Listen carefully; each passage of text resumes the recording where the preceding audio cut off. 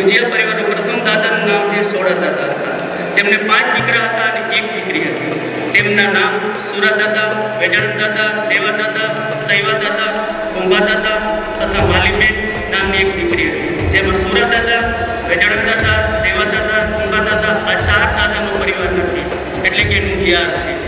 તો આમની પાછળ હવન થયા નથી થયા, પિતૃ તર્પણ થયું નથી થયું, કોઈને ખ્યાલ નથી. પછી સૈવા દાદાનો પરિવાર હતો, જેમને 2 દીકરા હતા. એકનું નામ વાસ્યાક દાદા હતું, બીજા દીકરાનું નામ ભોજા દાદા હતું. જેમાં ભોજા દાદાનો પરિવાર ન હતો એટલે એનું પણ 11 છે.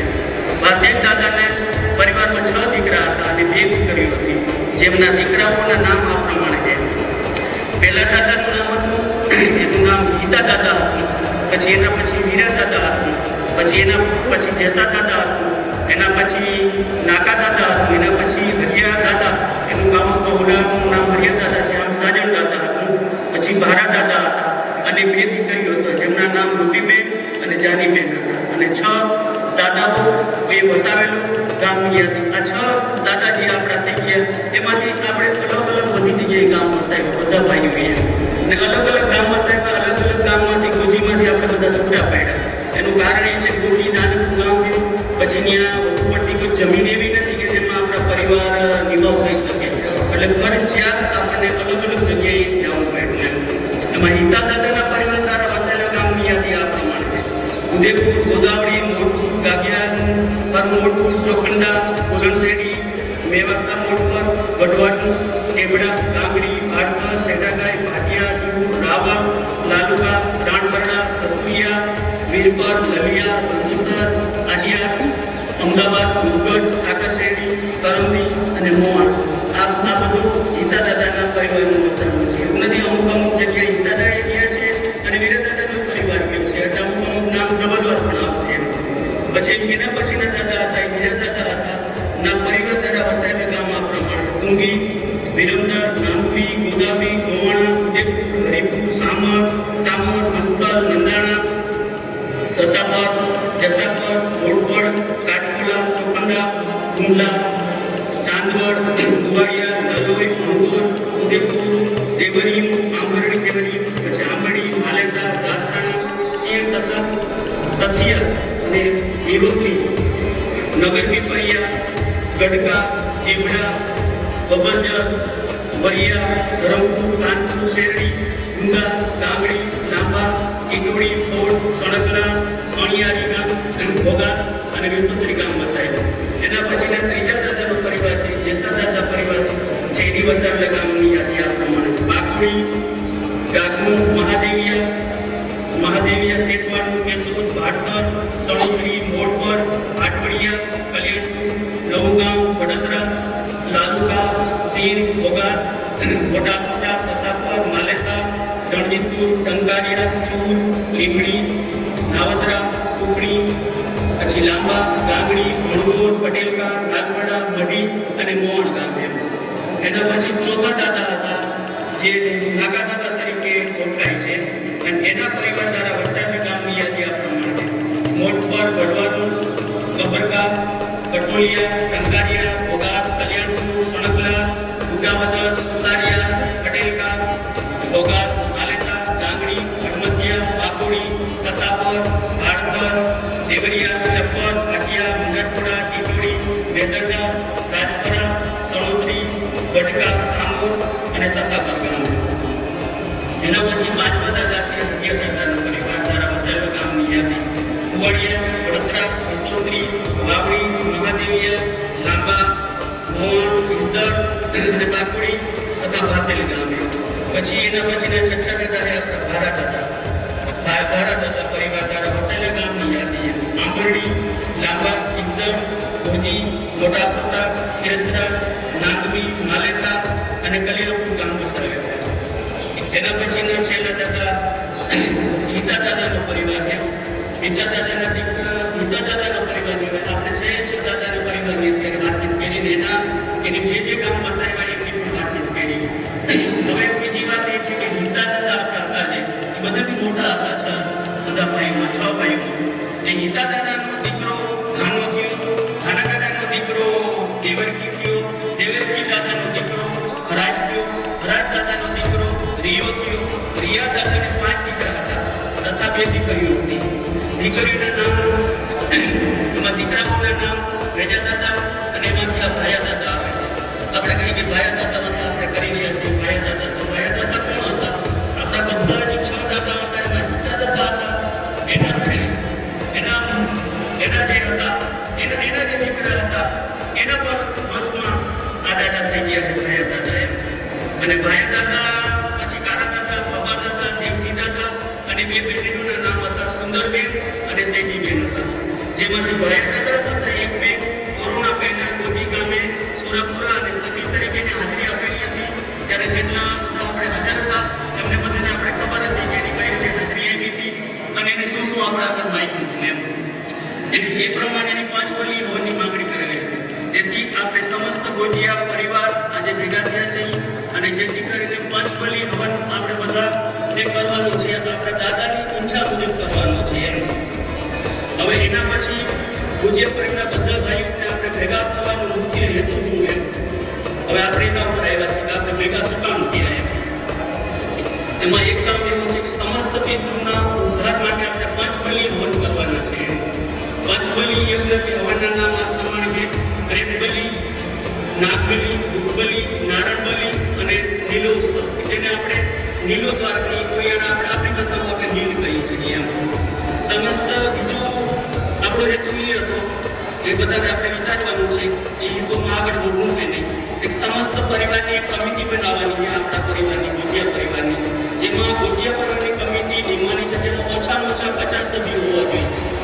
એ હરેક અલગ અલગ ગામ હોવા જોઈએ અને એ ગોજિયા પરિવારનું એ ટ્રસ્ટનું ખાતું એ ખોલવાનું છે. જે ગોજિયા પરિવાર સમસ્ત ગોજિયા પરિવાર નામનું એક ટ્રસ્ટ બનાવવાનું, એનું ખાતું ખોલવાનું, જેનો ઉપયોગ નીચે મુજબ એ ખાતામાં જેને જે યોગ્ય લાગે ત્યારે એમાં પૈસા નાખવાના. એવું કોઈ ફરજિયાત નથી કે કોઈને નાખવા. જેને જેને ઠીક લાગે ત્યારે એમાં નાખી શકે.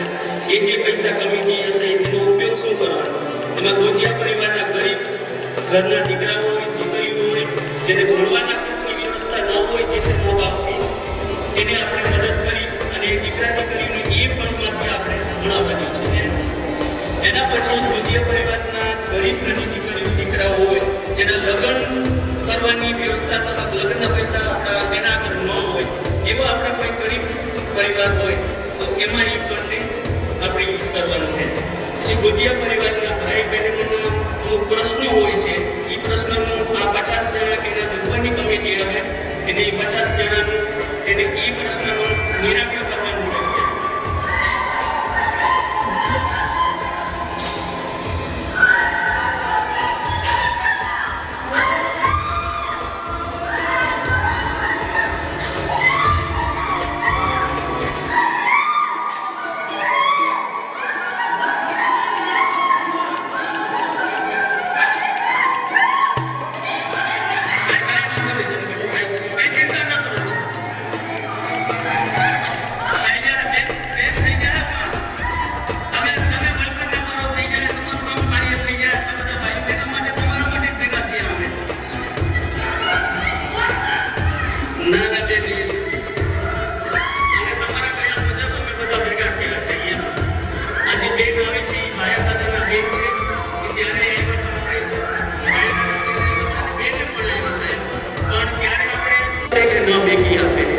જે બેનને આવે છે એ જવાબ ત્યારે જ આપે જ્યારે એની પાછળ આપણું ધર્મ પુણ્ય કાર્ય થાય અને આ બધા હવન થાય તો એમને કોઈ જવાબ ના આપે. આપણે એમ કહીએ કે ભાઈ પિતૃ પૂરા પિતૃ આવ્યો એકી ગયો કે બેકી ગયો, હલો એકી દઈ ગયો ભાઈ. આપણે તો એ જીવતા છે એ બધા એને કોર્યું નથી.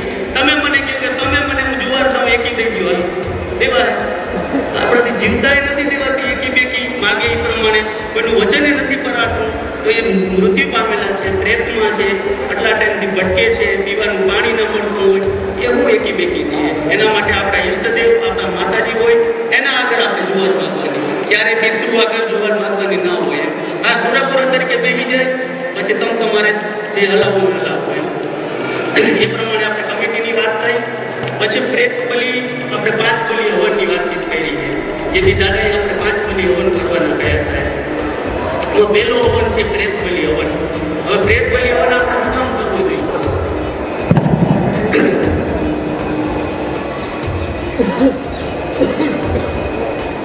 પ્રેત બલિ હવનના આપણે શું કામ કરવો જોઈએ એમ?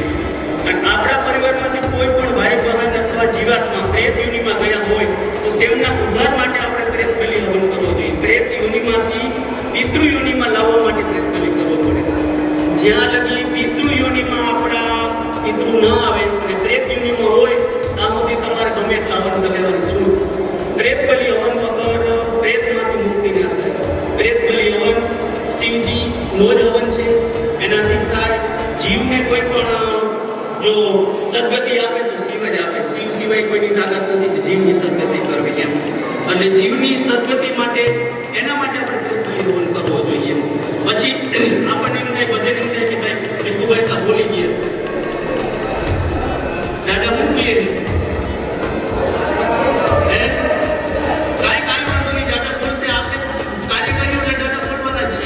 એક દાડે નહીં મને આકાશ દાદા બોલી જેટલા ઘેર કેમ નહીં તમે વાટવાડિયામાં તમે પાંચ મેળવો. હા તો પછી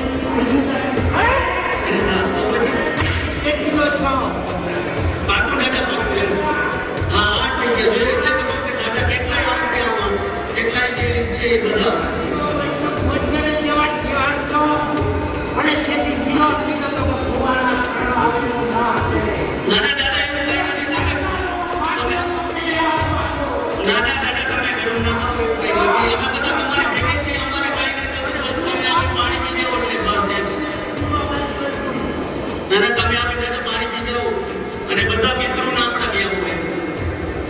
હવે પ્રેત બલિ આપણે કરવાનો થાય તો પ્રેત બલિ આપણે શું કામ કરીએ એમ?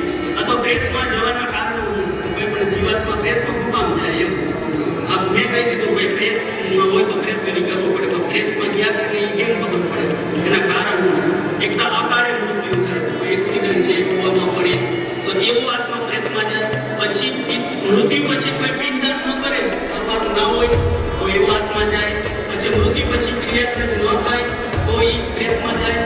પછી મૃત્યુ સમયે કોઈ પણ હિંસા બાકી રહી ગઈ હોય તો પ્રેત યોનિ પ્રાપ્ત થાય.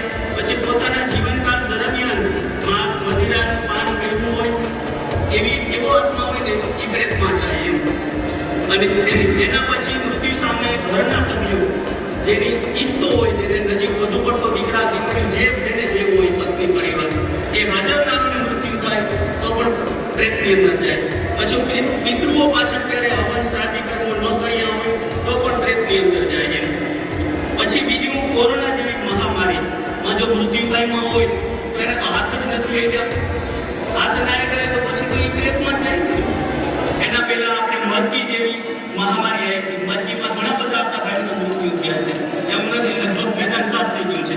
તો એ ટાઈમે જેટલા પિતૃ ગયા હતા એમાં કોઈને ખબર નથી દાદી એવા ક્યાં મોટું કે જે કોરોના જેવું એટલે એ બધા ગયા હોય એની પાછળ આપણે પ્રેત બલિ હવન કરવાનું. હવે આપણને એમ થાય કે પ્રેત બલિ હવન કરો, પ્રેત દોષ હોય તો આપણને કેમ ખબર પડે? ભલે આ ભૂવા હોય, બીજા હોય, બ્રાહ્મણ હોય, આ લોકો જ્યોતિષ હોય, એને ખબર પડે કે આ પ્રેતમાં ગયું. એક તો કુટુંબમાં કંકાસ થાય, કુટુંબના ભાઈ પરિવાર એકબીજાના કાંઈક ને કાંઈક નાના મોટા પ્રશ્નો થાય એ પ્રેતને કારણે થાય. પછી પ્રેત દોષ હોય ત્યારે જમવાને ટાઈમે સામાન્ય કારણોસર ઝઘડા થાય. તમે જમવા બેસો ને એટલે જમતા ઉઠી જવાય. દીકરો ક્યાં, પત્ની ક્યાં, બીજી ત્રીજી નાની એવી વાતમાં ઝઘડા થઈ જાય એ ટાઈમે પ્રેત હોય એમ. પછી માથાનો દુખાવો થાય, પગનો દુખાવો થાય અને ખાસ તો ધીમે ધીમે એમ કરતા કરતા પ્રેત છે ને ગરદન પકડે અને ગરદન પકડ્યા પછી એ એના શરીરમાં મસ્તક ઉપર જાય.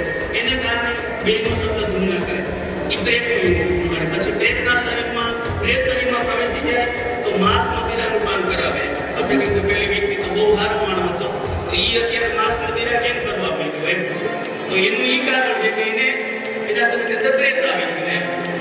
પછી પ્રેત બલિ પછી બીજો હવન આવ્યો નાગ બલિ.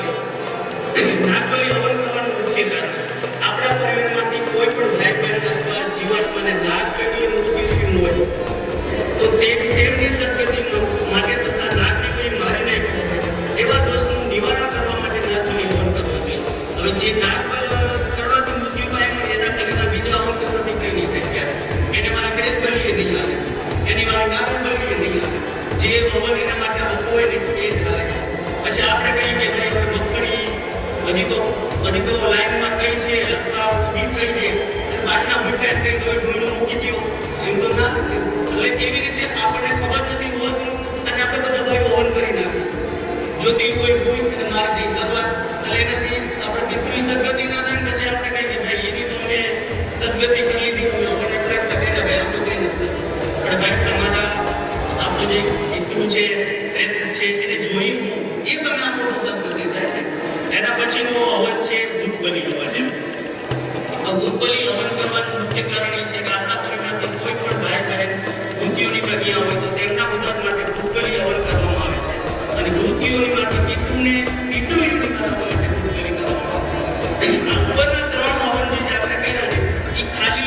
પ્રેત, ભૂત અને નાગયોગીની અંદર એવા 10 કરવાથી જેનું મોટિવ છે એવાને ખાલી પિતૃમાં લેવા માટેનો હવન છે. આ પિતૃમાં પછી આવે આપણે આપણા પિતૃ પહેલા બધું બધા કે પેલી છાયા હે, પૂરી છાયા હે, છોડેલો વર્ગા હે, એ બધું આપણા જ પરિવાર બીજા કોઈ આપણે હેરાન કરવા આવતા જ નથી એમ. હવે 3 હવન થઈ ગયા પછી જે પિતૃમાં આવી ગયા છે એના માટે આપણે નારદ બલિ હવન કરવામાં આવે છે. એ નારદ બલિ એટલે સાક્ષાત વિષ્ણુ ભગવાનનું હવન છે. એટલે વિષ્ણુ આપણા પરિવારમાંથી કોઈ પણ ભાઈ બહેન પિતૃયોનીમાં હોય અને તેમના ઉદ્ધાર માટે નારદ બલિ હવન કરવામાં આવે છે. એટલે એનો ઉદ્ધાર થઈ જાય. 3 બલિ કર્યા પછી ચોથું આગળ એનો ઉદ્ધાર થઈ જાય. હવે વાત રહી નીલો ઉત્સવ અથવા આપણે કઈ નીલ કઈ અથવા લીલે કઈ આપણી ભાષામાં આપણે તો એ હવન કરવાનું મુખ્ય કારણ શું છે? આપણા પરિવારમાંથી કુંવારા દીકરી જેમના લગ્ન ન થયા હોય તો તે પહેલા મૃત્યુ થયું હોય તો તેમની લગ્નની ઈચ્છા પૂરી કરવાની હોય તથા પિતૃઓને પાણી પીવા માટે નીલો સફાઈથી લીલ આપણે કરવામાં આવે. નાના છોકરા છોકરી એક્સપાયર થઈ ગયા હોય અને એની પાછળ આપણે બીજા હવન કરી પણ એની ઈચ્છા હોય લગ્નની હોય. લગ્નની ઈચ્છા જ્યારે પૂરી ન થાય ત્યાં લગી એને પાછળ બીજા કોઈ હવન ના આવે. એના માટે તમારે નીલો તો લીલ બધો વાંચેલા છે પૈણામાં જ પડે. પછી તમે ડાબડાના પૈણાવો કે ઓલા વાંચેલા છે પૈણાવો એટલે પૈણામાં પડે એના પછી એનો ઉદ્ધાર થાય. આવી રીતે આપણે 5 બલિ હવન કરવાના છે. આ 5 બલિ હવન સિવાય બીજા પિતૃનો ઉદ્ધાર માટે કોઈ હવન જ નથી એમ. અને આમ આપણે ગણતરી કરી તો 108 જોડી બેસે આપણે 108 જોડી બેસે 54 આપણા ગુણ થાય તો એ ટાઈમે પ્રેત બલિ હવન 108 થઈ ગઈ જોડી બેઠી એટલે હવનની સંખ્યામાં ફેરફાર થઈ જાય. એક જોડી બેસે તો એક જ હવન થાય. 108 પ્રેત બલિ થયા, 108 ભૂત બલિ થયા, 108 નાગ બલિ થયા, 108 નારાયણ બલિ થયા અને 108 લીલ થયા જેને આપણે લીલ કહીએ પણ થયા. એમ ટોટલ પિતૃના હવન જો આપણે કરતા જઈએ તો 540 થાય. જેમના પૂરાથી આપણા પરિવારમાં કોઈ નિસર્ગથી કહી શકે. હવે 5 બલિ હવન કરવા માટે આ બધા હવન કરવા માટે આપણે શું કરવાનું એની વાત આવી છે.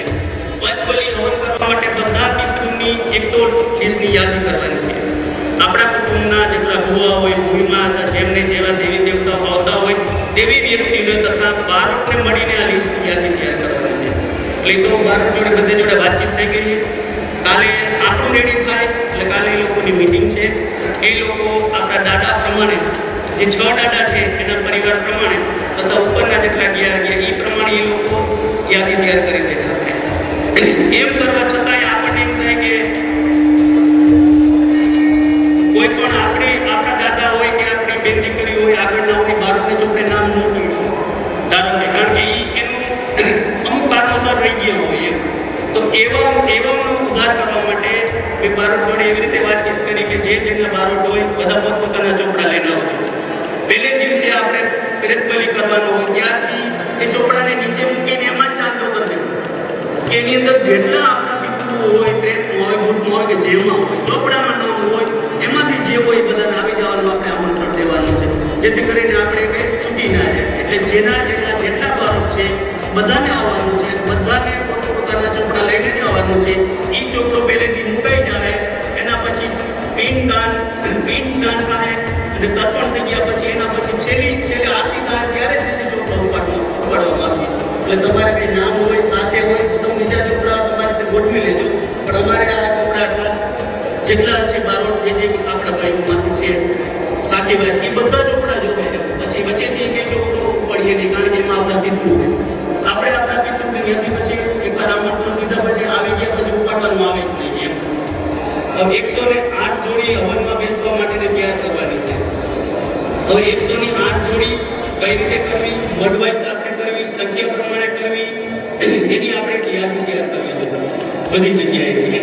પછી 108 જોડીમાં પુરુષને મુંડન કરવું એટલે ટકોર મૂછ કરાવી ફરજિયાત છે. 1-2 હવનમાં હું ગયો હતો ત્યારે એક જગ્યાએ એવો પ્રશ્ન થયા હતા કે ભીખુભાઈ અમારા પિતૃ દાદાનું હુલાપુરાનો ભૂવો છો મારે હુલાપુરા દાદાને મૂછવું હોય એટલે મારાથી ટકો કે મુંડન થાય નહીં એટલે એ ટાઈમે પછી તાત્કાલિક જોડી બદલાવી પડે.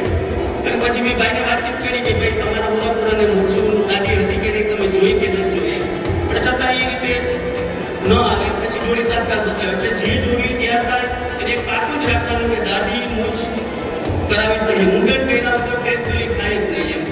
એટલે પ્રેતબલી કરવા માટે આ ફરજિયાત મુંડન કરવું પડી. એટલે જે તૈયાર થાવ ભાઈ એ ખાસ વિચારીને તૈયાર થાજો કે ભાઈ આપણે દાઢી મૂછ કરાવવાની છે અને ઉપરના ભાગ હવનમાં ઓછામાં ઓછી 10 કલાક એવી અને તેવી વ્યક્તિ હોવી જોઈએ. એવું ન કરે કે ભાઈ 10-15 મિનિટ બેસી કે આજે આપણે એક બેસવાનું છે એ ચાલુ થયા પછી એનો ભરોસો ના હોય. તો રાતના 10 વાગે ક્યારેક 12 વાગે અને એ ફેરફાર ત્યાં રાખવો હોય. એટલે આપણાથી 10 કલાક તો બેસવું જોઈએ ઓછામાં 3 કલાક બી. પછી જે જોડી બે એને માથાનો દુખાવો ન હોવો જોઈએ કારણ કે આપણે ઊંઘની બાજુમાં બેસી ચક્કર ન આવી જોઈએ, હૃદયરોગ આવી કોઈ પણ બીમારી ના હોવી જોઈએ જેથી કરીને એ ટાઈમે પછી આપણે બધા એમાં લાગી જઈએ. એને કંઈ તકલીફ થાય તો આપણું હવનમાં વિઘ્ન થાય અને આપણે એની હગાવાલાના પરિવર્તન લાગી જાય. પછી હવનમાં બેસી ગયા પછી જે સમયથી હવન પૂર્ણ ચાલુ થાય ત્યાંથી કોઈ પણ જાતનું વ્યસન નહીં કરવાની. સિગરેટ, બીડી, તમાકુ, મસાલા એટલે જોઈ જોડી ત્યાં થતું એમ. એટલે તમે કહો કે ભાઈ હવે 3 વાગ્યા અડધી કલાકથી મારે બીડી પીવી, એમાં બીડી પીવાનું વ્યસન કોઈ પણ જાતનું આવશે નહીં એમ. પછી હવનમાં બેસનાર બેનોને 5 જોડી કપડાં લઈને આવવાનું હોય, 5 બીડી. ભાઈઓ માટેની ધોતી છે વગેરે અહીંથી આપણે મળી જશે ભાઈઓની ધોતી એમ. પછી વાછડીની સંખ્યા 7 કે 11 જોડી આપણે રાખી છે જે આપણે યોગ્ય લાગે એ પ્રમાણે. જેમાં વાછડા ગુજર પરિવારના હોવા જોઈએ અને વાછરડીઓ આહિર જ્ઞાતિના બીજા કોઈ પણ પરિવારની હોવી જોઈએ. પછી એવું નહીં આપણે મન ભાવેની વાછડી ત્યાં બી આપણો વાછડો હોય એની વાછડી એવું ઉલટું સુલટું કંઈ ના. એક તો એ ગામની નોંધ હોવી જોઈએ. ધારો કે અમે મોવાણનો વાછડો લીધો હોય તો પછી મોવાણના અમારા કોઈ પણ બીજા હગાવાલા હોય મામા માસા જે વેવાય એનું મોવાણ ગામના ન હોવા જોઈએ. એ વાછડી ગામ નથી જવું જોઈએ એ પ્રમાણે હોવી જોઈએ. પછી બધા ભાઈઓને તન મન ધનથી મહેનત કરી છે તથા આપણા ઈષ્ટદેવ ઉપર શ્રદ્ધા અને વિશ્વાસ રાખીને એને વારંવાર પ્રાર્થના કરવી જોઈએ. સપ્તાહ કરવી હોય તો મોજ મજા છે એમાં આપણે બહુ કોઈ આટલા બધા ભગવાનમાં લીન થતા નથી. પણ આપણે આમાં ભગવાનને સતત પ્રાર્થના કરવી પડે કારણ કે આપણે તો પિતૃનો ઉદ્ધાર કરવો અને પિતૃનો ઉદ્ધાર ભગવાન સિવાય કરી શકીએ જ નથી. આવશે તો જ થાય બાકી આપણા કોઈની કિંમત કંઈ થવાનું નથી. આપણા ખાતું તો દરરોજ ઘેર જ ના લઈ એને હવે સમસ્ત ભોજિયા પરિવારને 5 દિવસ ફરજિયાત હાજર રહેવું જોઈએ. પછી કોઈ એમ કે આજે હું હાજર નહીં પિતૃ પહેલે દિવસે એક નહીં આવે પ્રેત બની નથી એના પછી ગમે ત્યારે પિતૃ આવીને નથી બધા. એટલે સતત બધાને હાજર રહેવું જેથી કરીને પાણી માગે પછી ભાઈ ના હોય એ પિતૃ પાછું વયું જાય એ પછી પાછું આવે તો સારું ના આવે તો આપણને પછી અફસોસ થાય આખી જિંદગી. તથા તેમના દીકરાઓ જમાઈ સગાવાલા વગેરેને આમંત્રણ આપીને ખાસ લેવા માટે જેટલા આપણા ભાઈઓ છે એના જેટલા હગાવાલા હે દીકરા હે દીકરી મામા માસી એને લેવાની જવાબદારી છે તેના હગાવાલા હોય ને છે. પછી એવું નથી કે જે ભાઈ કે મોકરી મોકલું કે એ કદાચ પહોંચે ના પહોંચે એટલે જેનું અપવાદ હોય એને જ લેવાનું છે બધાને. પછી 5 કલી હવનમાં બધા ભાઈઓને પોતાની પરિસ્થિતિ પ્રમાણે રૂપિયા આપવાના રહીએ. જેમને જે યોગ્ય લાગે એ પ્રમાણે રૂપિયા આપવાના રહે પણ રૂપિયા રાજી ખુશીથી આપવાના રહે. જો તમારી ઈચ્છા ન હોય તો ભગવાન કીધું તમારો રૂપિયા કોઈ ના પૈસા સ્વીકારતા નથી કારણ કે એને તો પૈસાની જરૂર નથી. એના માટે તો પેપર જ છે કાગળ જ છે. એટલે તમારી ઈચ્છા હોય રાજીપો હોય એટલા જ પૈસા આપવાના છે. એવું કંઈ નથી કે હું કયા ભાઈ કે નાના ભાઈ 5 લાખ દઈ દેજો 10 લાખ દઈ દેજો એમ નથી. એમ તમારી જે ભાઈની જેટલી ઈચ્છા થાય એ પ્રમાણે રાજી ખુશીથી આપવાના રહેશે. આ પચપલી હવનમાં રૂપિયા ઘટશે તો અમારા તરફથી એટલે કે સમૃદ્ધ પરિવાર તરફથી ઉપર બેઠા છે ત્યાં તરફથી આપવામાં આવશે. અને જો રૂપિયા પાસે તો પછી આપણે સપ્તાહ કરીશું. આપણે ક્યાં કઈ બંધ છે આપણે સપ્તાહ કરશું. એ સપ્તાહ પછી પાછી વડે સપ્તાહ કરીશું. આપણે તો હર વર્ષે જે કાર્યમાંથી જે પૈસા આવે છે એ જ કાર્યમાં વાપરવું બીજું કોઈ કાર્ય નથી કરવું નથી. એટલે એ પ્રમાણે જેને જે ઠીક લાગે કરવાનું. પછી બીજું આવું ભગીરથ કાર્ય 4 યુગમાં રાજા ભગીરથ સિવાય કોઈ કરેલું નથી. અને બીજું ભગીરથ કરી આપવું એટલે કૃષ્ણ ભગવાન હતા, પાંડવો હતા, બધે હવન કર્યા છે એવું નથી કે ભગવાન રામે કર્યા છે પણ પોતાના નાના મોટા પિતૃ તરફથી એટલે એના એકાદ પેઢીની વાત. આવા બધા આપણી શરૂઆત થઈ ત્યાંથી આજ લગી પિતૃનો ઉદ્ધાર માટે કોઈ પણ આવા હવન કર્યા છે. એક ભગીરથે કર્યું છે જે ભાગીરથી ગંગા ઉતરેલી અને એની કર્યું છે. અને બીજું ભગીરથ કાર્ય જો બધા ભાઈઓની ઈચ્છા તો આપણું થાય. પાંચબલી હવનનું મુહૂર્ત ચૈત્ર મહિનામાં થઈ શકે, વૈશાખ મહિનામાં થઈ શકે, આ ત્રણમાંથી કોઈ પણ મહિનામાં થઈ શકે એમ. આપણા બધા ભાઈઓની ઈચ્છા હોય તો પાંચબલી હવનનું ચૈત્ર મહિનામાં કરીએ તો વધુ સારું છે. આપણા ટાઈમ ઓછો છે, થોડું દોડધામ કરવી પડે. ચૈત્ર મહિનાની નોમ છે 17 તારીખથી પ્રારંભ થાય છે. તેમજ પૂર્ણવૃત્તિ ચૈત્ર સુદ 13 રવિવારે થાય 21 તારીખના, જેમાં લગભગ આપણી સપ્તાહ એનું કારણ કે આ જે ટાઈમ છે બહુ પવિત્ર છે. એટલે આમની અંદર બધી વધુ પડતી સપ્તાહો આપણી છે. એટલે આપણે આમાં 15 દિનનો ટાઈમ મળી શકે અત્યારથી ગણતરી કરી. બીજું મુહૂર્ત આપણે વૈશાખ સુદની શુક્રવારે, એ પછી નોમ છે અને તારીખે 17 છે, એમાં પ્રારંભ થાય છે. અને તત્પર વૈશાખ સુદ 13 મંગળવારે 21 તારીખે, એટલે 2 મહિનાની અંદર તારીખ સેમ છે, પછી તિથિ પણ સેમ છે, પૂર્ણની 2 સેમ છે, 2 પૂરું છે. જો બધા ભાઈઓની ઈચ્છા થાય તો આ પ્રમાણે આપણે આ કાર્ય કરવાનું રહીએ છીએ.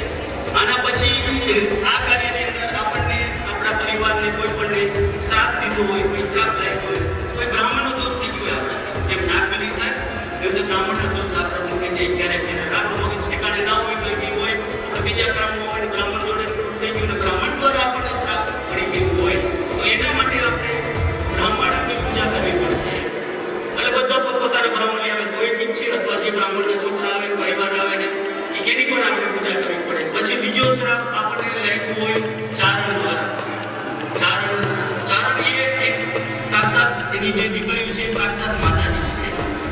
એટલે એના દ્વારા ક્યારેક પરિવારને આપણા બાપદાદાઓથી ઉપર ક્યાંય પણ ભૂલચૂક થઈ ગઈ હોય અને એના દ્વારા ભલે આપણને દીધો ના હોય, કોઈ આપણે એવું કંઈ કાર્ય નથી કર્યું કે આપણા પરિવારને લાગ્યો હોય શ્રાપ, કે હું બ્રાહ્મણનું પણ આપણે ખરાબ નથી કર્યું કે એનો આપણને શ્રાપ લાગ્યો, કદાચ ભૂલથી આપણા દાદાઓને લાગી ગયો એ શ્રાપ, અને એ શ્રાપમાંથી મુક્તિ ના થાય ત્યાં સુધી એ સદી સદગતિ ના થાય.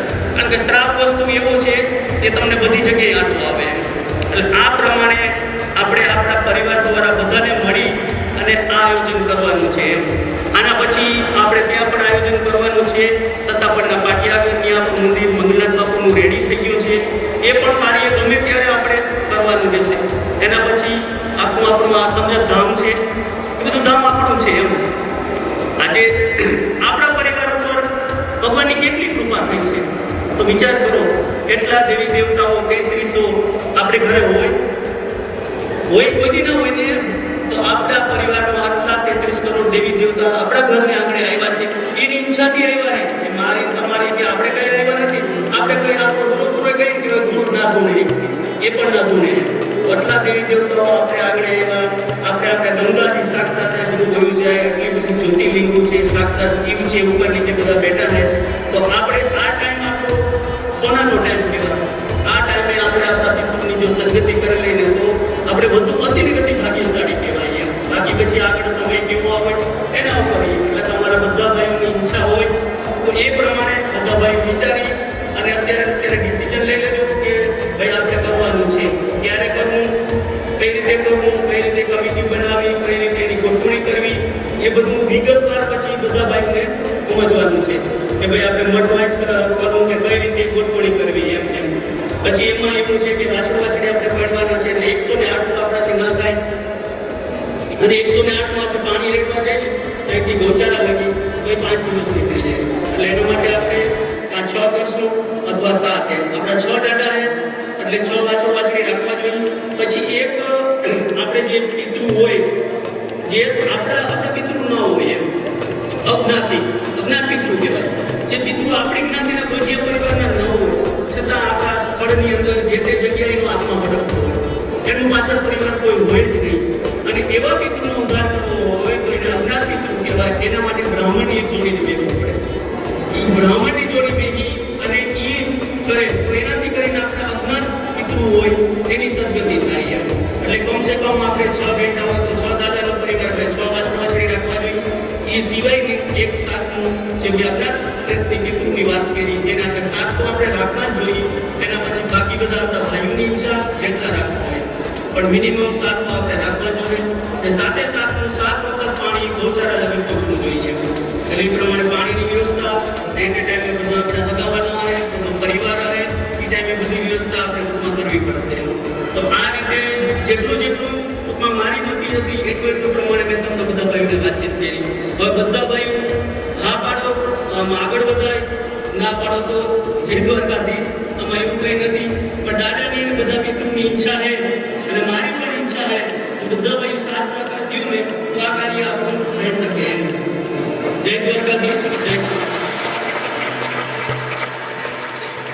કાંઈ વાંધો નહીં. બધા ભાઈઓની શું ઈચ્છા છે?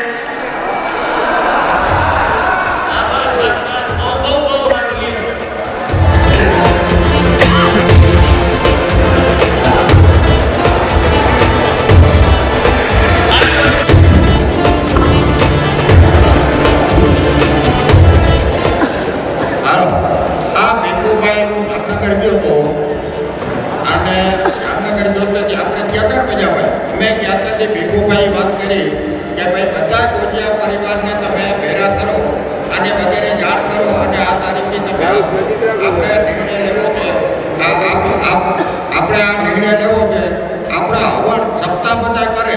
પણ ભીખુભાઈ એવું કીધું કે આ હવનનો ધુવાડો છે ને એ ગોજિયા પરિવારને લાગી જાય ને તો આપણા હુમાને એમ થઈ જાય. તો એની બધી વાત કરી. મેં ચોકરના કામનું માની કરવાનો ચોકરના કામથી મેં બધાને 20-25 જણાને તૈયાર કર્યા હતા. તો એ બધા આવવા તૈયાર થયા હતા. લોકડાઉન થયો એટલે ભીખુભાઈને વાત કરી કે હવે શું કરવાનું.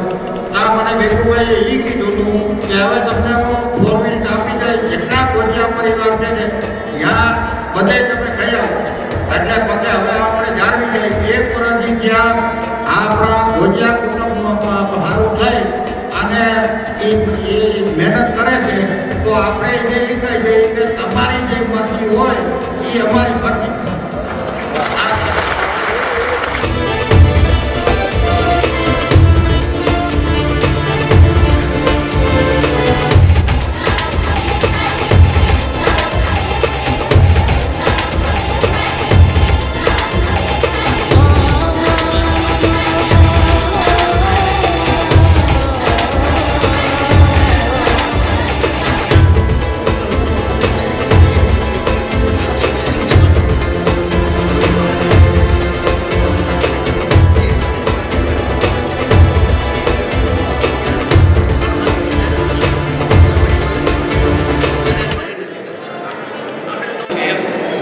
એક મિત્રનું હોય તો તમે આપણે આ બધું કાર્ય કરી શક્યું.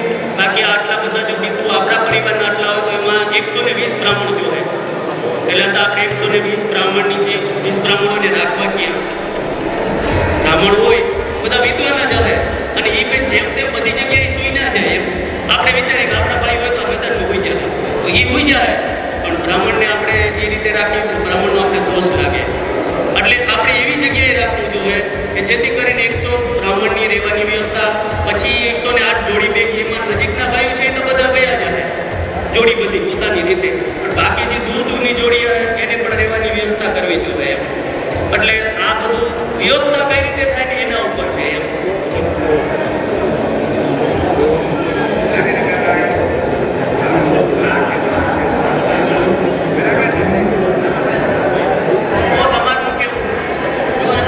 મારું કહેવાનું એ થાય છે, જો એક જ હું એ કહેવા માંગુ છું, એના તો જય દ્વારકાધીશ, આપણા કુલદેવી સામુડામાં, જય શ્રી સમૃદ્ધ ધામ. એના બધા ભાઈઓને હું એક હૃદયપૂર્વકથી અપીલ કરવા માંગુ છું કે આ ભીખુભાઈ આ મોટા દિલથી મોટા પરથી કહી દીધું છે આપણા પરિવારને જેને જે દેવું હોય આમાં કોઈ ફરજિયાત નથી કહી કે ભાઈ આને એટલા દેવા આને એટલા દેવા. તો આપણું જ કાર્ય હોય, આપણા જ મિત્રનું કાર્ય હોય, દરેક જણા કોઈને કોઈ માનસિક બીમારી પ્રકૃતિ પીડાતા જ હોય છે. બરાબર છે. આ કાર્ય જો સમર્થ જે ભગીરથે કર્યું ભીખુભાઈ કે એની આપણા પરિવાર માટે ખરેખર એક ભગીરથ કાર્ય થવા જઈ રહ્યું છે. તો વાત આવે છે જગ્યા. તો જગ્યાને તમે જો હિસાબ કરો તો અહીંયા બધા એગ્રેબલ થઈ જાય, ઇન્ડો સેટ છે, બધા ભાઈઓ ભૂલી હવે ઇન્ડો અહીંયા 25 સેટ છે, 108 ગ્રામર રહી હવે એના ઉપર 80 રૂમ છે, આપણી બેનું દીકરીઓ રહી હવે એમાં મોટા 40 હોલ છે. જો આ વ્યવસ્થા પાછળ 1 વીઘાનું ગોડાઉન છે જેમાં આસુ અને પાકનું રસોઈ ઘર છે એ થઈ શકે છે. માત્ર અહીંયા કાર્ય કરવાનું થાય તો આપણે 50 થી 100 મુજબ જમવા માટે ખેતરમાં ખોલવા પડે. એ સિવાયની અહીંયા તમામ પ્રકારની વ્યવસ્થા છે. એટલે એમાં તો આપણે અને બીજું આવું ભાગ આપણા પરિવારનું કહીને બીજું એટલે જ આવતું આપણા પરિવારનું જો એવો ભાગ હોય વિપુલભાઈ ભગીરથ કાર્ય કરતા હોય તો આ જગ્યાની તો સુંદર જગ્યા કઈ હોય નહીં. આપણે કોઈ પણ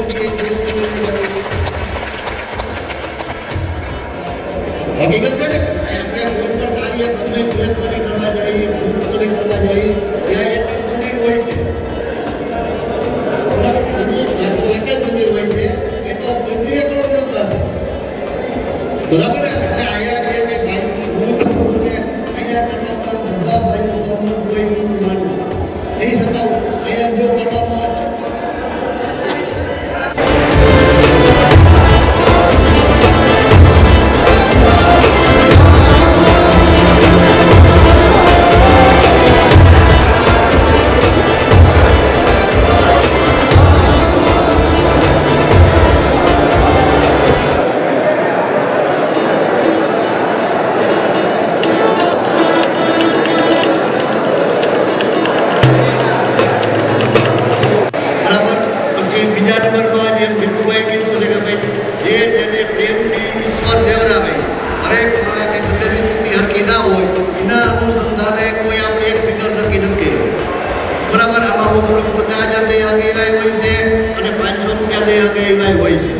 આમાં જેના આત્મામાં અને જે માનસિક રીતે પોતાના મિત્રો માટે કાર્ય કરે છે બધા આપણા જ મિત્રો છે, ગોજિયા પરિવારના જ મિત્રો છે.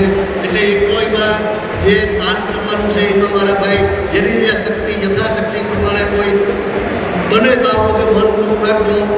બીજું કે આ કાર્ય ભીખુભાઈને કહી દીધું હું બેઠો બરાબર છે. તો આપણે એ નક્કી કરવાનું છે કે 104 મળી કેને બેસાડવું. આજ મફત હોય તો બધાને બેહવું છે બરાબર ને? મફત હોય તો બધાને બેહવું છે. એટલે હું એવું માનું છું આપણે એકવાર તો આપણા કેટલા મઠ છે, મઠમાં કેટલા કોઠી છે એ પ્રમાણે આપણે કુંડ ફાળવી છે. માની લો કે અમારું બાગપોળી છે તો બાગપોળીમાં અમારા 100 કોઠી છે.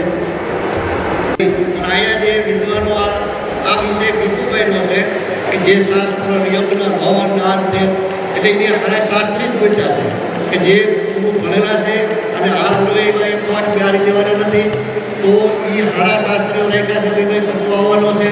તો જે કુંડ ઉપર બે તો હું એવું માનું છું કે મિનિમમ 21,000 થી 25,000 રૂપિયા એક કુંડની ફી રાખવી જોઈએ. મારો મત એવું કે એમાં ભાઈ સહમત છે કે નહીં? બરાબર ને? કે જેને 5 દિનનો લાભ લેવાનો છે અને એ કોઈ પણ એના મઠવાળા જ નક્કી કરે કે ભાઈ આપણે આ ગામમાં આને બેહવું છે એટલે કોઈ મોટો વિવાદમાં ના આવે કે ભાઈ એ મારા સંબંધીઓને બહાર દીધા કે ફલાણા ભાઈ પોતાના સંબંધીઓને બહાર દીધા એ મુદ્દો ના આવે. એટલે એક રાખવાનું. બીજા નંબરમાં આમાં જેટલા પૈસા કે યજ્ઞ તો ઠીક છે એને સામે એટલું શ્રમદાન છે. શ્રમદાનમાં આપણા ભાઈઓના છોકરા જ્યાં રહેતા હોય એ છોકરાઓએ જ્યારે મુહૂર્ત આવે એની 15 દિન પહેલાં અહીંયા 500 છોકરાઓ જરૂર પડી. આ 1-2 છોકરાઓ ત્યાં કામ નહીં છે. તો શ્રમયજ્ઞ માટે હરેક આર્થિક નબળા છે પણ શ્રમયજ્ઞ તો કરી શકે ને. આર્થિક નબળા હોય છે પણ શ્રમયજ્ઞમાં તો ભાગ લઈ શકે ને. હવેની હું તો એક યુવા પેઢીની ખાસ વિનંતી કરું છું કે યુવા પેઢી તો ભેગા થાય, 5 થી ભેગા કામ કરીએ, હળતા થાય તો એકબીજા ભાઈના પરિચયમાં આવીએ. અને હવે પછીની જે આવતી જનરેશન છે એ તો નાની મજા માટે છે અમે તો હવે કાઢીએ નહીં. એટલે આ બધું કાર્ય નાની યુવાને ઉપાડવાનું રહે અને યુવાનો આમાં મળતા જાય તો કાયમ માટે આપણો કુટુંબ ભાવ જળવાઈ રહે, આપણા સંસ્કાર જળવાઈ રહે. જો તમે પહેલા ભાઈઓ થાય તો આપણા સંસ્કાર જળવાઈ રહે. આપણા ગામમાં ભાઈઓ ઓળખે છોકરા કે ભાઈ આ મારો આપણે બીજા ભૂમિયામાં હાટું ભાઈ કે જોઈએ છીએ અભરણાવો બરાબર. આપણે ભાઈઓ માટે તો બીજો અભરણાવો પણ આ પાણે આજ લોકો કાંઈ તમને ઓળખ થાય છે કાંઈક મારા એટલે ભાઈઓ મારી સામે બેઠા છે. હકીકત છે ને આપણા ભાઈઓ આમાં ભેગા થતા હોય આપણા ભાઈઓ આવા એક વસ્તુ અમને આજના સમયમાં સંગઠન બહુ મહત્વનું બહુ જરૂર છે. આપણે ક્યાંય લડવા નથી જવું. ભીખુભાઈ જે બે ત્રણ મુદ્દા કીધા છે એના ઉપર હું ચર્ચા કરું કે ભીખુભાઈ કીધું છે કે ભાઈ મારે આ રીતે એક ટ્રસ્ટ બનાવવું છે કે જેમાં આપણે બધા બોલો સમાવેશ કરજો કામો કેમ બરાબર પણ એ ટ્રસ્ટ હું કામ કરી રીતે બતાવ્યું તો એ જે કાર્ય કરી રહ્યું છે કર્યું એટલે હું તો નથી આપણે જે કંઈ કાર્ય કરવા જાઉં એ સારું કરવા માટે જ આપણે ટ્રસ્ટ બનાવતા બરાબર એનો વિચાર છે એ આપણે બહુ અગત્ય છે બહુ સારો વિચાર છે તો એમાં આપણે પૂરી ટેકો દેવો આપણા ભાઈઓ તરફ બરાબર બીજા નંબરમાં આજ આપણો પરિવાર તો કંઈ નાનો છોકરો નથી મિનિમમ 4,000 કરે છે એટલે બધા આ જેટલો પરિવાર આપણો કાંઈક ઘણો થાય આપણે ભેગા હડકા પડતા રહેવું તો એનું 100% સમાજે લોટ લે સમાજની બીજી જ્ઞાતિઓ લોટ લે આપણા ભાઈ આમાં એક તો ભાઈઓ નક્કી કર્યું કે ભાઈ આપણે આ કાર્ય કરવું છે તો પહેલાં તો આપણે બધી સમિતિ બનાવવી પડીએ કામ કરવાના છોકરાની બહુ જરૂર પડી તો કોઈ ભાવી સમિતિ કોઈ કામ સમિતિ અહીંયા એક મોટું બેનિફિટ છે કે બીજી કોઈ વ્યવસ્થા એ બહુ મદદ સિવાય બીજી કોઈ લાંબી વ્યવસ્થા કરવી પડે નથી નકર આ વ્યવસ્થા કરવા 2 મહિના જોઈએ એ 500 છોકરા કામે તો 2 મહિને એટલા મતલબ બદલાય એમાં એક કે 20 રૂપિયા આવી જાય બરાબર એટલે જો આમાં ભાઈઓ બધાને એક રીતે જો ઉદ્યોગો એક ઈશ્વરની કૃપા છે કે આવા ધામમાં આપણે આનો લાભ મળ્યો અને ભીખુભાઈને આનો વિચાર આવ્યો આ કોઈ ભીખુભાઈનું વ્યક્તિગત નથી જે કાર્ય કરવા જઈ રહ્યા છે એ તો આના સમજ કોઈ પરિવાર બરાબર કારણ કે પોતાનામાં કોઈ રીતે સ્વાર્થ નથી આ જોઈને કોઈ કુટુંબ નહીં કોઈ કે ભાઈ તમને જે યોગ્ય લાગે દેજો અમે બેઠા તો આપણે આપણે વિચાર દીધો હોય છે તો આપણા પ્રમાણમાં આપણે જે શીખીએ આપણે જેટલું હવે કોઈ ફરજિયાત નથી કે તમે એટલા દઈ પણ જેનાથી જે કહેવાય આ તો એક આપણા પરિવાર માટે છે આપણા પરિવારના પૂર્વજોના મોક્ષ માટે છે બરાબર છે એટલે એ એક આટાળાથી પૂરું થાય ને કોઈની ઘડી પર ન લે તો આજની તારીખમાં કોઈ પણ વ્યક્તિને એવું હોય કે ભાઈ મારે આટાળે શરૂઆત કરી છે કે ભાઈઓ પહેલા ગયા છે એ ઘણા બધા દૂર દૂરથી આવ્યા છે અને એમ થાય છે કે અમારે 5 ભાઈઓને જન્માઈ તો એ લખાવી શકે છે એક ઘણી એટલે એક શરૂઆત કરવી હોય તો એ થઈ શકે છે અને બીજું આજ પહેલા ત્યાંથી શું નથી હવે પછી જો નક્કી કરવાનું હોય તો સરકારની નજીક કરાવે આપણે વહેલું થઈને છોકરાઓ માટે વ્યવસ્થા કરવી હોય એની કઈ રીતે વ્યવસ્થા કરવી આના ભીખુભાઈ છે કે જેને પૂજાઓ અને ગ્રામનો તાત્કાલિક મળી છે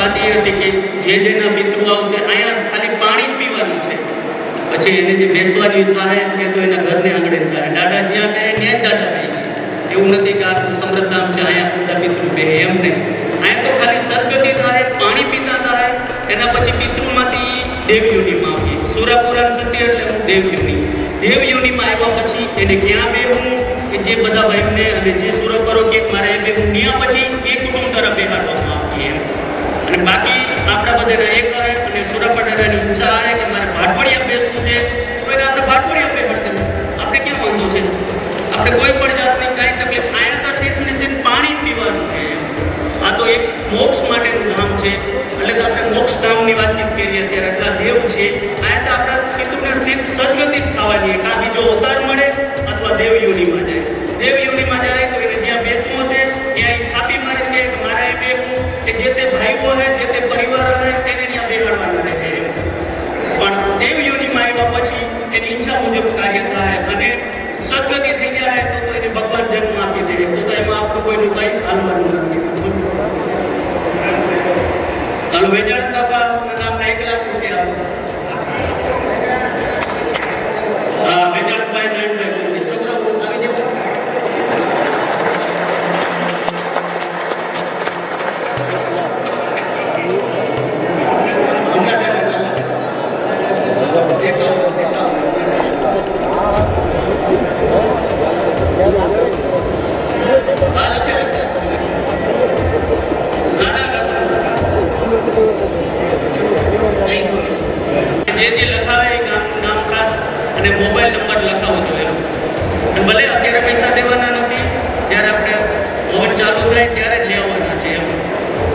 અને જેટલું જલ્દી થાય ને એટલું કરી લેવાય. ધર્મના કામમાં એને ઢીલ ના કરાય પડતી એમ. એટલે ચૈતર મહિનો આવતો હોય ને 15 દિવસ હોય તો આપણે કરી લેવાય કાર્ય. કારણ કે ચૈતર મહિનાના જે આ શુભ દિવસ છે એ બધી સપ્તાહો હોય, સપ્તાહો શુભ દિવસમાં જ થાય ને. તો આપણે એ પ્રમાણે આપણે વહેલું બધું પૂરું કરી જ લેવું જોઈએ એમ. પછી વૈશાખ મહિનાની રાહ જોવી એ નકામી છે એમ. કારતક મહિનાની ને જેમ વહેલું થાય એમ